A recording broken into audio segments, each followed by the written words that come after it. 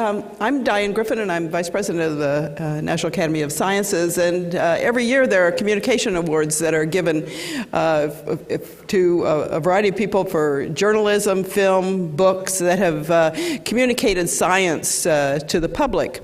And so this year, one of the awards went to David Kaplan, who produced a film called Particle Fever that won the film award. So a little background so you're going to get the privilege of hearing about it this morning. A little background on Dr. Kaplan. He started out as a film major in Southern California and then decided that was too hard, so he went into physics at the University of California in Berkeley. And subsequently, he did his PhD at the University of Washington and had subsequent training at the some big name places, University of Chicago, Argonne National Laboratories, and then SLAC, the Stanford Linear Accelerator, before he became on the faculty at Johns Hopkins, where he is currently appointed. He had a number of awards as a junior investigator, a Sloan Fellow, and was notably a Kavli Fellow, which is one of the programs of the National Academy for young scientists. And he decided to produce a movie about the Large Hadron Collider in 2006, and joined those interests and talents in physics and film, and so that's what we're going to get to hear about this morning. Thank you. Welcome.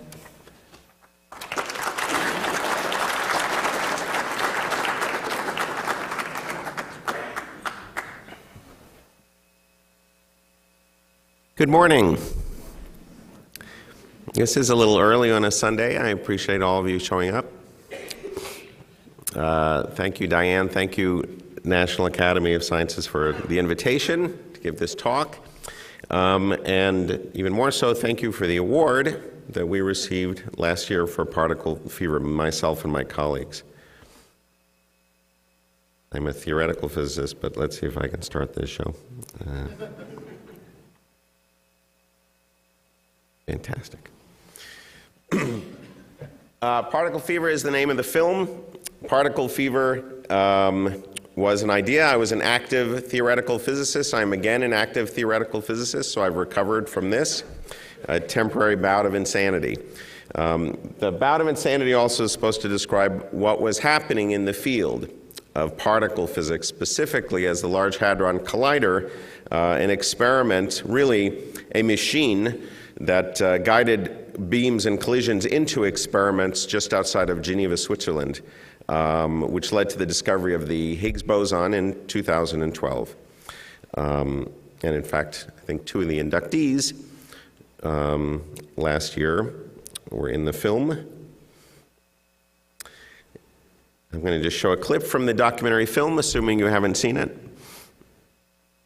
Apologies if you have. And this is the raw footage because I don't actually own the film. I discovered on my laptop, so I had to take one of the older versions of the film. First glimpse at the fact the machine can run. I should say what this is, of course.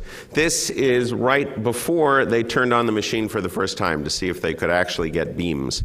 This is the largest experiment at the time, the largest in the history of the planet, the largest single physical machine. It's almost 17 miles around. It lives 300 feet below the surface of both Switzerland and France. It involves 10,000 people who construct and maintain the machine. And now, after many, many years, they're actually turning on. And Monica, as a postdoc, or I think becomes a CERN fellow, is the star of the movie, really. Oh, Jesus. Proof. Okay. First glimpse at the fact the machine can run.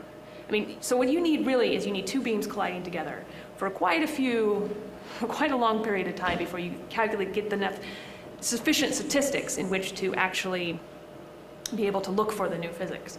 But single beam, the first beam, isn't even that. You're not even getting any collisions. It's just one beam going around in the circle, not even at the high energies, just one beam going around in a low energy circle that sort of says, okay, we made it around the ring once for the first time. And it's a huge event, right? After 19 years, we've been waiting for this first step. Now we can start. Let's get started, everybody. Now comes the day of reckoning.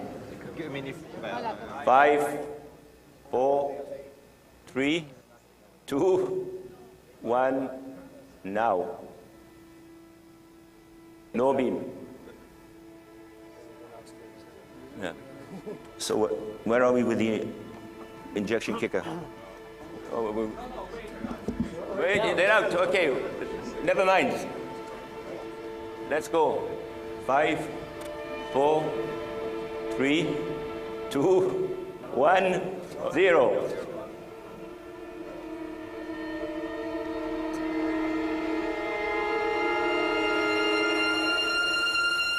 We get a beam on this pulse?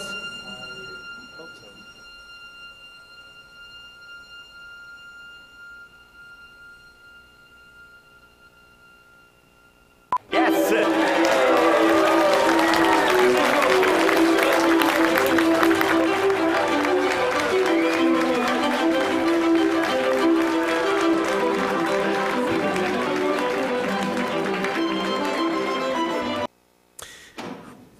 So it was a very dramatic film. We made it very dramatic. It was very dramatic for all of us. And what I find when you make a documentary film, you first desperately want to tell the truth, and then you bring cameras in and everybody acts differently than they should, and then you think, oh God, why isn't everybody acting the way they should?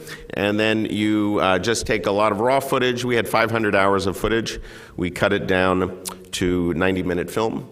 And so that's, in particle physics, we'd say that's a very low trigger rate. And we then you cut it together, and then things that occur over an 18-hour period you condense into 45 seconds, and then you add music and graphics and everything. And all of a sudden, at some point, after all that lying, you discover you've realized the truth again. Because the goal of a documentary film is not to explicitly document every moment, but it is to generate the experience of the moment in the viewer that the people that are on camera are feeling. And we accomplish that somehow. And while making a film is a highly nonlinear process, somehow, if you have the right team, you can improve. And it took 7 years to make this film. What we accomplished, Particle Fever was released in festivals in June 2013. I'd started the idea for the film in I think, September 2006. We won the Audience Award in our first festival, and then we became a hot property on the festival circuit. We were released theatrically in March of 2014. Documentary films don't usually do very well in theaters. We did okay. We made almost $1 million in box office sales, and we played in 120 theaters. We played on iTunes, then Netflix, BBC bought the rights, PBS bought the rights, NHK, which is the Japanese version of those two, bought the rights. That just played last month. And we won a whole bunch of awards. The DuPont Journalism Award for a documentary film, the Grierson Trust, which is a documentary film award in the UK. I was nominated for a Producers Guild, Best Producer of a Documentary. And we won an award from this Academy. Unfortunately, the other Academy snubbed us, but I can say I'm very proud for what we received from one of the great academies in the United States.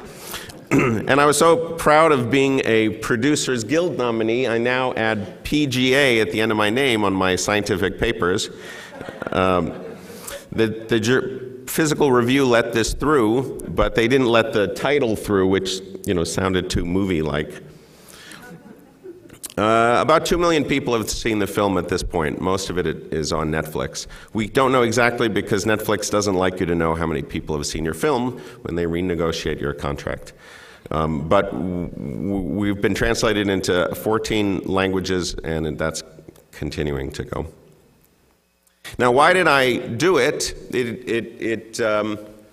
I can now say for a fact that making films is harder than doing physics, either maybe just harder emotionally. But the reason I did it was because we all knew something big was happening. This machine was turning on, but it was going to basically lay judgment on all of our theories, everything we've been working on until this point. And because it's taken almost a generation of scientists to build the machine, We're talking about a large number of people who have not seen data to confirm or refute their theories. It's a one-time shot. So here is Monica explaining how the machine works. So the LHC is basically the most fundamental of experiments. It's like what any child would design as an experiment. You take two things and you smash them together. And you get a lot of stuff that comes out of that collision, and you try to understand that stuff. Now, in this case, what we're smashing together is tiny protons, which are inside the center of every atom. And in order to get them going as fast as possible, we have to build this huge 17-mile ring. And we run those protons around the ring multiple times to build up speed, almost to the speed of light. And then we collide two beams going in opposite directions at 4 points. And at those 4 points are 4 different experiments: ATLAS, LHCb, CMS, and ELISE. Now I work on the ATLAS experiment. And ATLAS is like a huge 7-story camera that takes a snapshot of every single collision. And that's billions of collisions. And the hope is that we'll see the very famous Higgs particle. But every time we've turned on a new accelerator at a higher energy, we've always been surprised. So the real hope is that we'll see the Higgs, but that there's also something amazingly new. You can liken it to when this is a documentary film about a particle physics experiment, which it's very hard to raise money for. It's very hard to convince anybody that anybody is going to go pay to see a documentary film about particle physics.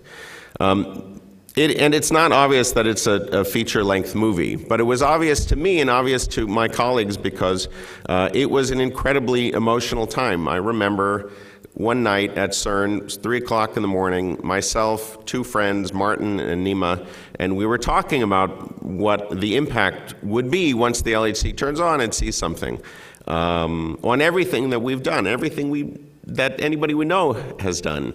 And so there was already a lot of drama. This is Leonard Susskind, who we filmed but ended up on the cutting room floor. He's a particle physicist at Stanford University, great physicist. And he's talking about what he was asked, does he think the machine is going to do what it's supposed to do? Is it aiming to do the right thing? They're pushing to find out if supersymmetry is right. Of course, the first thing they're going to do, I'm not sure it'll be the first in time, but the first in logic is to make sure that that Higgs boson is there. But let me say, if the Higgs boson isn't there, we all go home and slit our throats. I mean, there's something, 1 + 1 doesn't equal 2 then.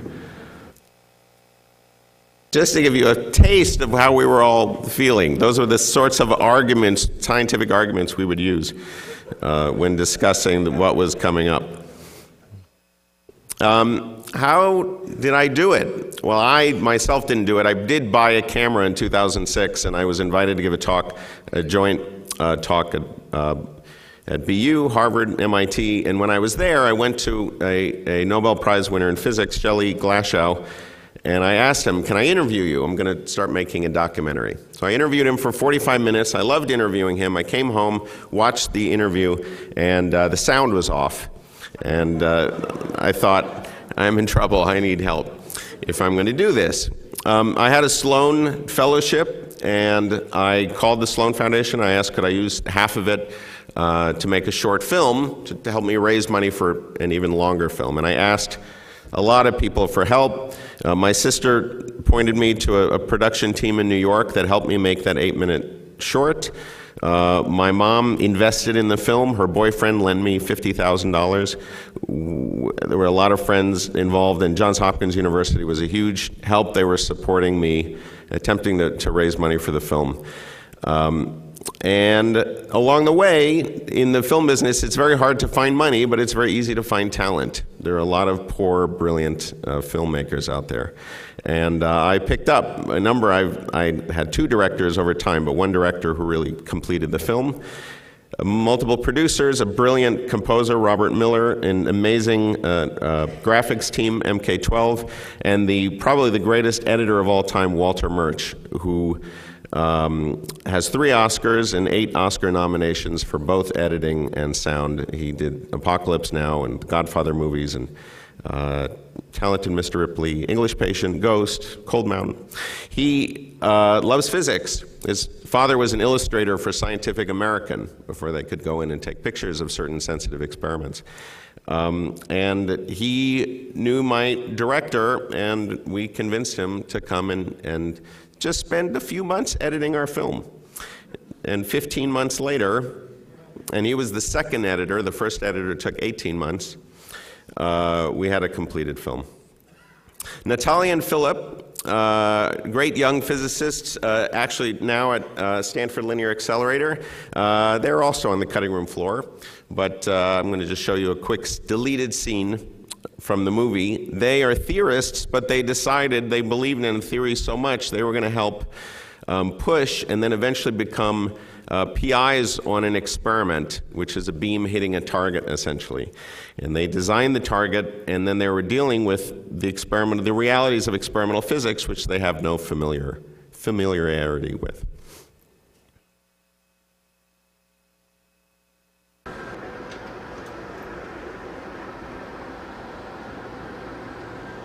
And then S2 is, let's see, it would be this guy? Yeah, I think so. Then I've tried very hard to educate myself about the engineering. I asked people lots of questions. Well, I was the one asking all the dumb questions. You were. They said they wanted to fiducialize and tie it to the target. God, this was and I wonderful could tell knowledge. you didn't know what any of those words meant, neither did I. And our run supervisor was sort of, he kept looking at me. Like, so I'm going to let Philip take over now. I'm going to let Philip take over. I'm thinking to myself, oh God, here's like the survey team, and our target's right here, and we have to figure out how to get it surveyed. And then you say, I'm the guy who's like coordinating this.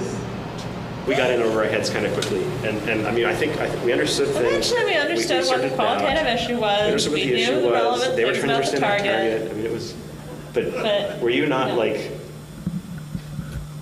I wasn't totally in over my head, but I was definitely worried that we were not going to straighten this out properly. Like some mistake was going to get made, and I was thinking, oh shit. And I'm still a little worried about it. No, but at least now. But I think they now understand the things that. Well, first of all, things aren't they know important. that we don't know what we're doing. That helps. That's true. They happen to be married, if you didn't notice that.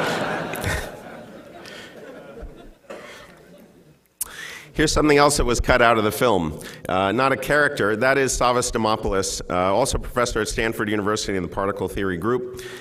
He is in the film, and I will show a clip from the film that he's in, but what was cut out of the film was the concept of dark matter, because it was just one too many concepts. We were only allowed to have 6.5 characters in the film and 3.5 concepts, and dark matter didn't make the cut. These are rules that I still don't understand, but... so what's happening here? We don't really explain dark matter. We explain that there's some substance in the universe and we have no idea what it is, and it's most of the universe. And then there's an experiment that is presenting its data, and there's a big rumor that they've seen 4 events. Event is a particle of dark matter coming into the underground experiment, knocking a nucleus, creating a phonon or some reaction that can be detected, even in a single particle interaction. And there's a background for this experiment, and the background is predicted to be less than 1 event. And if they got a number of events, they would have had a significant signal. And this very indirectly ties to a theory that Savas wrote down in 1981. And so Savas was very nervous about this. So we went over to the talk, which was at SLAC, and I brought my little camera, and I said, I'm going to film you, and he said, that's fine. And before you'll see his former student. So you think Savas is totally emotionally prepared for nothing? Interesting. Savas is not emotionally prepared to wake up in the morning. So he'll be shocked no matter what. Okay.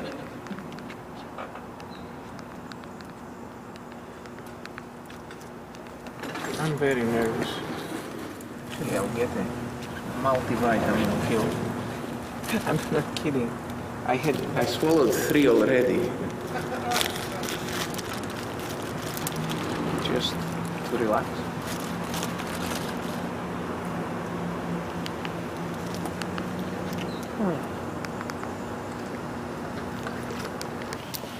Three would be good.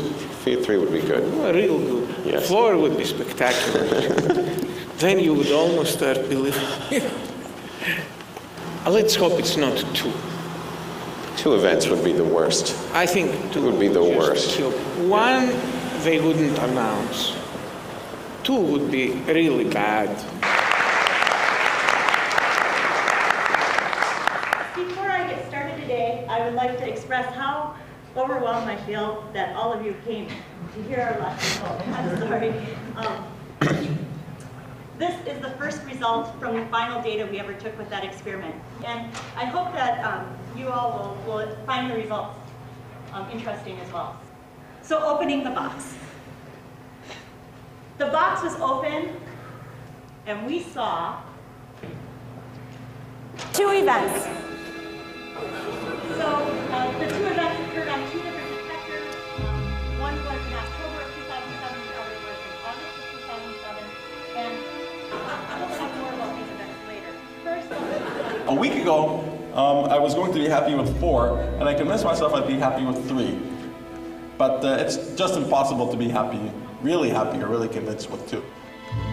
There may be something going on there, but it's not convincing enough at this point. This whole small field has been fantastic fun to work on and think about, but I really can't wait till I have data from an accelerator where you do an experiment, you yourself or your experimental colleagues, you control the situation, you smash things into each other, they come out, you measure them, you don't have to sit here deep in some mine somewhere and wait for something to come out from outer space and smack into you. You have some control over what's happening.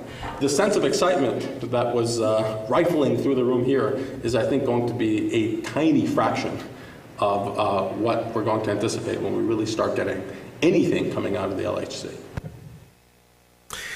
That last character was Nima. Nima also is in the film and is a great presence.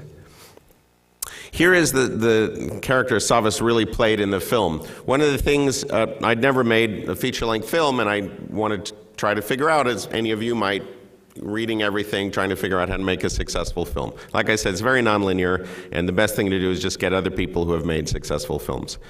But one thing I did is that there are guidebooks to writing scripts, and the guidebooks basically say, go back to Joseph Campbell's Hero's Journey, the mythical descriptions of stories that are across all cultures.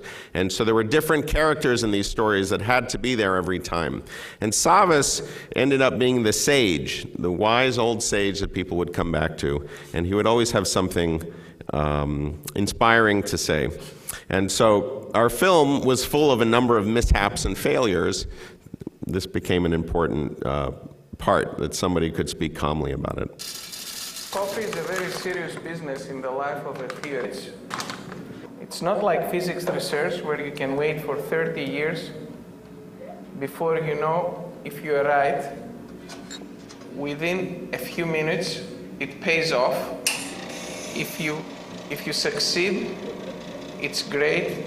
If you fail, you get to try another one in another minute. In particle physics, you construct a theory 20 years ago, and it may take that long before you know if you're on the right track. Jumping from failure to failure with undiminished enthusiasm is the big secret to success.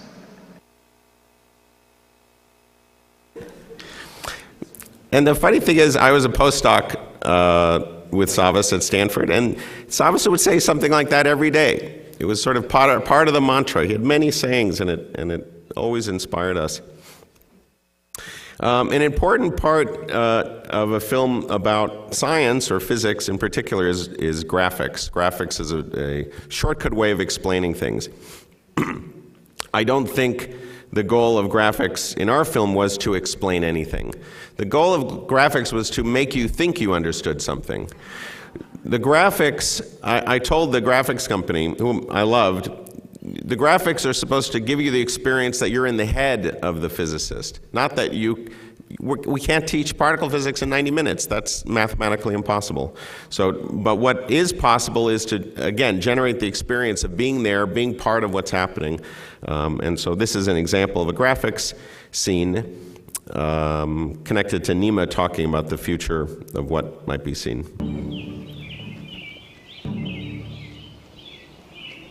One of the most basic facts about the universe is that it's big. So you might wonder, why is the universe big? There's actually a single number called the cosmological constant that plays a crucial role in determining what the universe looks like. In fact, around 10 years ago, astronomers discovered a really remarkable fact. The universe is getting bigger and bigger at a faster and faster rate. But this rate is a million, billion, billion, billion, billion, billion, billion times slower than what we'd actually predict. When you're off by a factor of a million, billion, billion, billion, billion, billion, billion, there is something very wrong with your understanding of basic physics. Even worse, this one number, the cosmological constant, needs to have this extremely precise value. And if the value is different even by a tiny bit, we would radically change what the world looks like around us. If you saw a situation where if the parameter has a very dangerous value, you change it a little bit. Okay. So I've learned a lot about filmmaking. I only have one data point. I made one film. But I don't think it really counts because I spent 7 years doing it. We edited the film for 3 years. And I commuted up to New York twice a week from Baltimore. Everybody, all the conductors on Amtrak knew me. And I've learned a few things about how to make a film, I think, in my arrogance. First of all, you don't explain everything. If you're going to make a film about something as complicated as particle physics, you cannot possibly explain it, so do not plan to explain everything.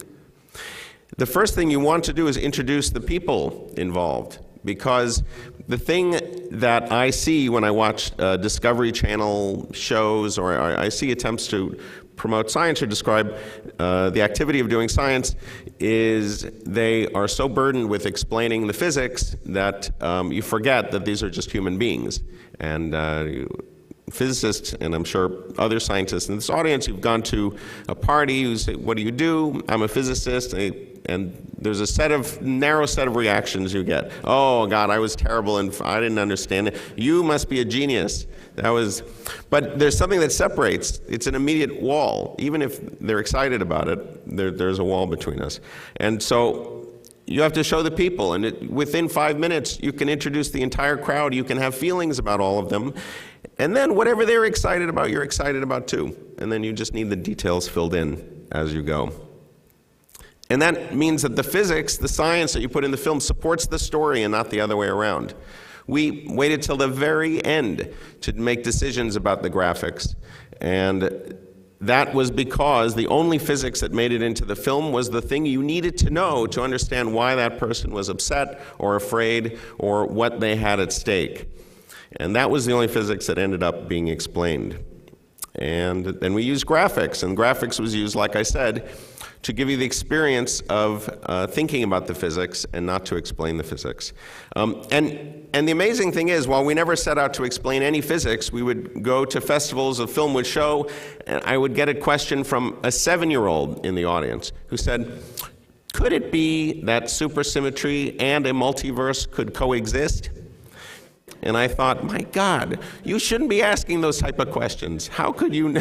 The details were stark, and it was because you learned something. Like when you hear a song, you can remember lyrics much better than when something is explained to you. The physics, the science is demonstrated in an emotional context. And so people take it in, and I've seen debates on Twitter about the multiverse theory from people who just saw the movie. And the last thing is that it has to be you. I just think it is too big of a barrier for somebody outside of a scientific discipline to come in and just make a movie about it. There has to be somebody driving it from inside. And so that's why I decided to do it. You also have to remember to go back, meaning even if you ever want to make another film or do another thing like that, you need to do it from the scientific perspective. And so, like in my case, I went right back to physics, and that's what I do. But my question then to myself is this a repeatable experiment? In the sense that, is it possible to do this, but for another breakthrough? We had so much warning that something big was happening, and no matter what they discovered, it was going to have an emotional impact on everybody. And so you don't always have that circumstance. But can you apply the things that I think are true about expressing science in a film in any circumstance? And so these were my rules. It has to be you. You put the people first. You don't explain everything. And then ultimately it is all in the edit. And so you really need great filmmakers. So this is my last thing. This is a short that we made. The director, I had two directors. I fired the first one, and then the second one made the film, and then I couldn't stand him at the end of it, so I hired the first one again to make this short film. But that's just the nature of filmmaking, apparently. This was a character who also got cut out of the film. His name is Kyle Cranmer. Kyle is a professor at NYU. He's literally been searching for the Higgs boson since he was a graduate student on various experiments, but mostly on the ATLAS experiment at the Large Hadron Collider. So I'm going to leave you with just this. This is a film, and I told this crew to simply make a movie about him. Do whatever you want. I'm not going to explain any physics to you. Just take him. I love this guy. Just record him and do something. And so this is what they did.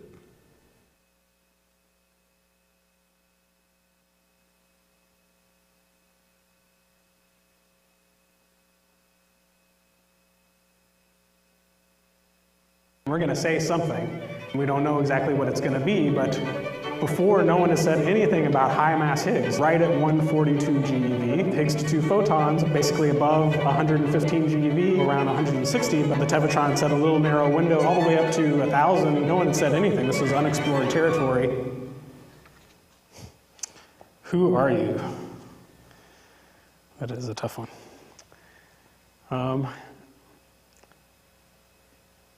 The Higgs to WW channel has too many events in it, somewhere between 115 and 150 GeV for leptons. There's a couple spikes at 142 GeV. Super split supersymmetry, 2 sigma around 125, probability of less than 1 in 1,000, the standard model.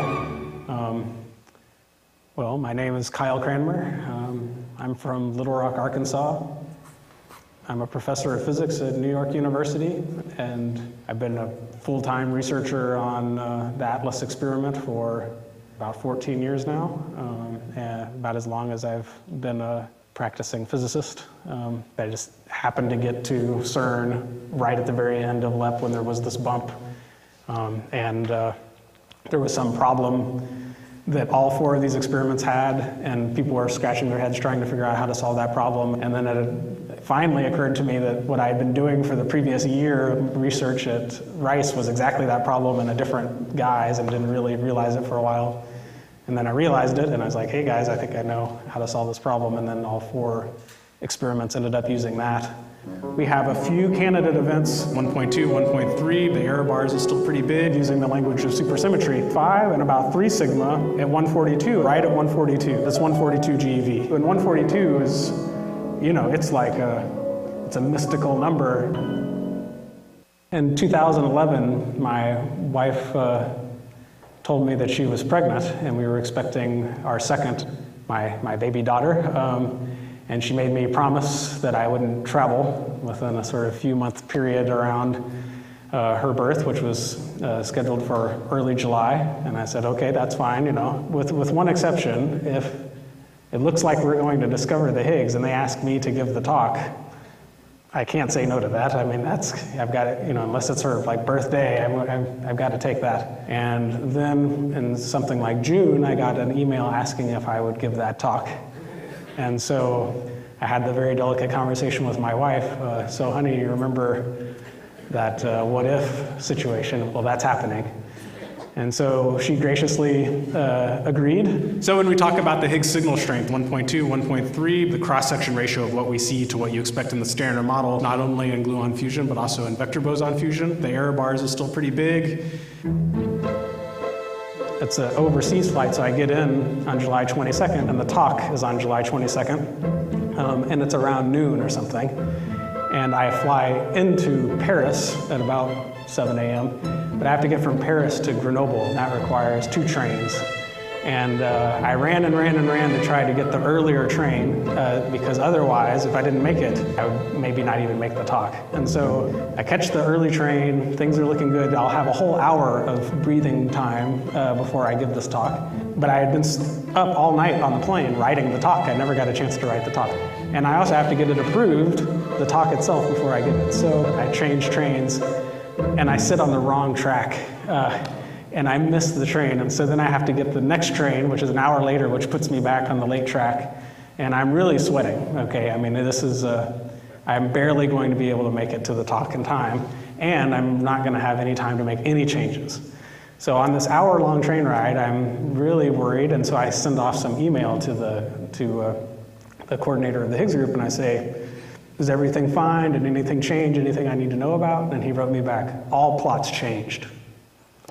And I'm like, oh shit, like what am I gonna do? So I'm just in a mad rush to swap all the old plots with the new plots. We pull into Grenoble, I jump on a train, I train it to wherever the exposition center is, and then run in, and everyone's like, Kyle, there you are, your talk is in 10 minutes. And I'm like, I have been going since July 20th, and I basically walked into the place, walked up on stage, plugged in my laptop, gave the talk, and announced to the world that we excluded, the several hundred GeVs range of Higgs masses, and that we saw a 3 sigma bump, and it was this magic 142 number, which is maybe like a sign of the multiverse or something. And the next month we collected twice as much data, and the bump was gone, and it was really just stolen. It was painful, and all of it was sleepless nights for about a month as we were gearing up for a discovery, and then it was gone. How are we going to actually claim the discovery of this particle? Z's decaying into neutrinos and Higgs to BB, Higgs decaying into 2 photons. Unblinded the 2 photons, 10 to the -4, Higgs decaying into B's, the cross-section ratio of what we see into taus in a cascade, some SUSY cascade. For lepton channel had just unblinded, but it kept failing or passing or failing or passing or failing or passing, pass or fail. Then we had it. The definitive moment for me was the morning of my birthday. On June 25th, I wake up in the morning and I break out my phone, and my student Sven, he sent it to me. Happy birthday, I've got something for you. And I open up this plot and I see this peak, all the way down to, 10 to the -7 probabilities, 5 sigma, that's it. We had a discovery, that was it. And I shot back to him, holy shit. Of course I misspelled it. Holy shit. But I popped my $126 bottle of champagne in honor of the 126 GeV Higgs. I knew that we had it, but now the world knew, and I didn't sound like an idiot for saying and believing that we found the Higgs. What happens when my dream comes true?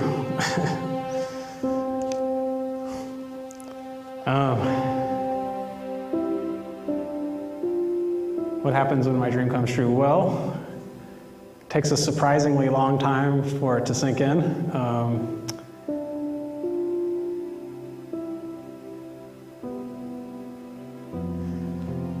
In my case, it was pretty humbling. I think it was as important as I always thought it was, and why I was working on it in the first place. Once it becomes concrete, it definitely takes on a different color, and goes back to thinking about, well, is that, especially when it's early in your career, it's kind of it's a little tough at the same time. What could possibly be next? Yeah, good question. what could possibly be next.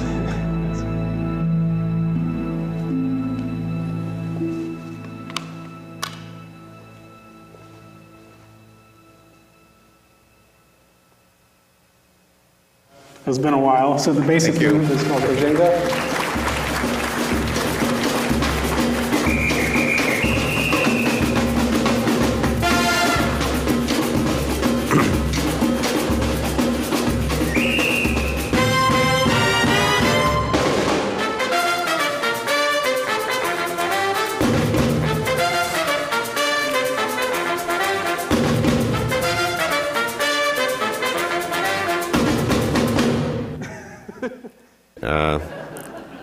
Kyle knew full well that this would be seen by the public.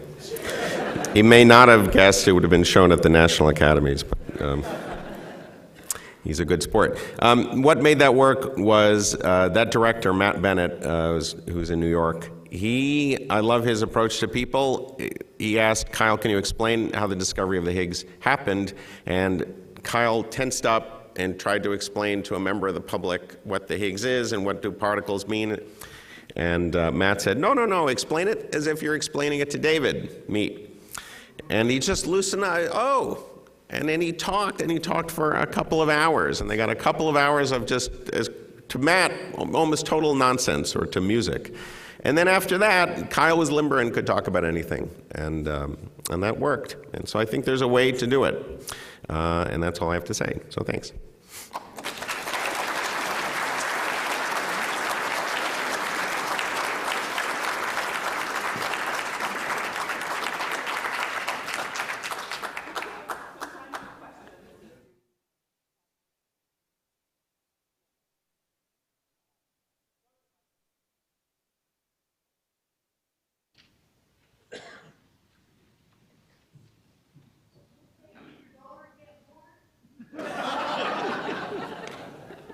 My daughter?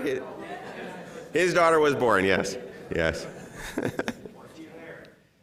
He was there. He did not miss it. Got lucky. Yes?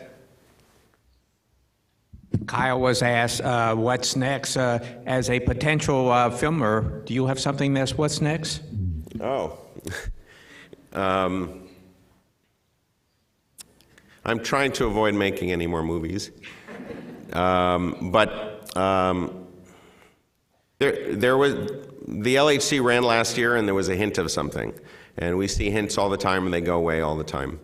Last year's hint is a little bit more compelling than most. And so I have this nagging feeling that somebody needs to record this, because if it's true, it's going to be huge.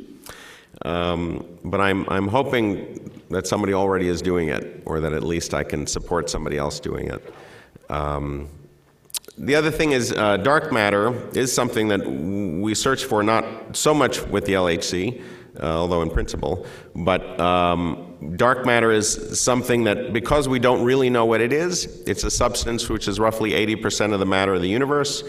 It was responsible, it appears, for creating the galaxies in the first place, and it does not interact with light, at least in the direct way that atoms do. So it's some material that's not made of atoms, and we don't know what it is. And we feel some responsibility to figure out what it is. And because there's so many experiments doing it, I thought, wouldn't it be great to have a little series where you have a 10, 15-minute show where you go to the experiment and you meet the characters of the experiment. You find out how they're planning to do it, and they've had their share of disasters, of course, if it's a hard experiment. And so more like a journalist. And then after some time, if somebody sees a hint of something, you go back to those characters and you see, have they discovered something? So that's an idea for something. But I'm trying not to have any ideas like that. So, yeah. So first of all, thank you for all the time and blood, tears, and sweat you put into making Particle Fever. It was a fantastic movie and really great for communicating to general audiences how exciting science is. Not, as you said, necessarily about the thing, but the thrill. And I'm curious, I mean, obviously making a movie is a giant undertaking. Do you have other ideas for possibly less consuming ways that scientists can communicate to general audiences? Sure. I think film is such a great medium, and I think it's so much easier to do it now. And my editor, Walter, says that the modern 5-paragraph essay that kids are supposed to write is now going to be a short film.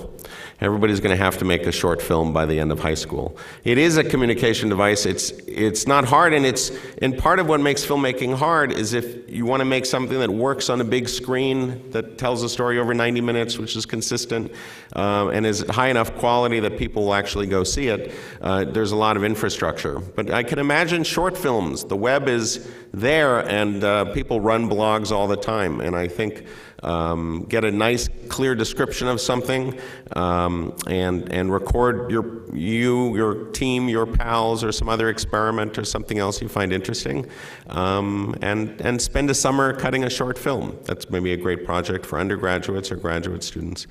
I think it's possible. There's access to all the equipment for very little money, and the web is just it's filled with videos. You post a video to Facebook, and a lot of people will see it, and so that is often not time wasted.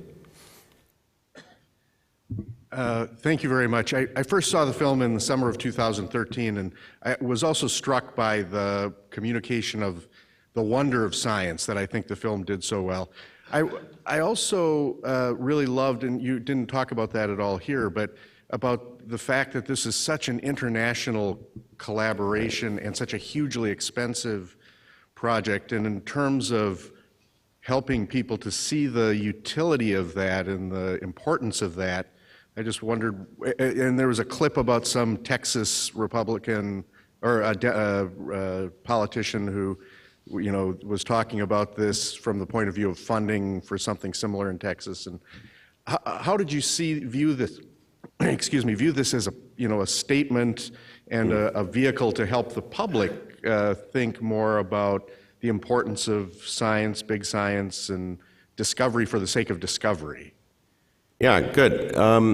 I didn't at all think about that. In fact, I thought it was very important that I'm making this movie because it's a story, because I saw inherently there was an emotional story, and really because the people I've interacted with in my field, I have so much love and respect for, and I really, at some level, couldn't believe they weren't famous. I thought, my God, everybody should know these amazing people.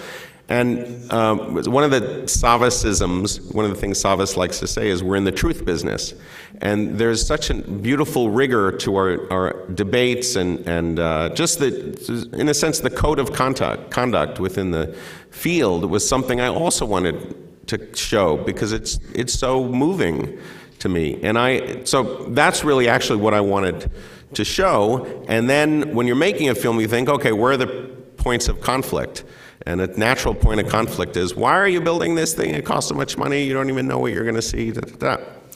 And I think because we did it really to entertain so people can enjoy the process, and we didn't focus as an advocacy film, the advocacy naturally sort of came out of it. The collider that was supposed to be built in Texas, the superconducting super collider, was canceled in 1993 by Congress after they spent $2 billion. A retired professor in our department was an advocate and lobbied Congress, and he had all these old tapes. He had recorded all of the congressional sessions. So I watched about 26 hours of congressional sessions to find the two, 15-second clips that end up in the film. And we had a whole story we were going to tell. I was driving to Texas, see it for the first time. We had a whole bit of that. And then it never really fit in the film. It was too advocacy based. But we found a place where those two little clips can show as just sort of a natural part of me explaining the history of the field in the film. And now it comes across as something like that. Whereas, look, they're very simple things. People who go do fundamental science, they're making the kind of breakthroughs you can't predict. It's the only way you can make breakthroughs you can't predict. If you allow people to do whatever they want, and you allow very smart people to go out and try to figure out what the boundary of knowledge is, not, how do you build this contraption. And that just came out of the normal, everyday, and interactions with the public and looking for that conflict. So it was really that. Another thing that came out of the film, there were 6 stars in the film, and 2 of them were women. And people thought, oh my God, you have 2 women, that's so great, representing the. It was also inadvertent. Fabiola was a clear rising star, and now she's the director of CERN. So we grabbed her because I knew who she was, and we made a bet on her. And Monica was the young postdoc in the film you saw here. She was just so incredible on camera that she was basically going to carry the film. And so that just ended up also being an accident. That, the international aspects of it, there's so many beautiful things that are happening at that experiment that all you have to do is show what's happening. You don't have to explain it, and people feel it.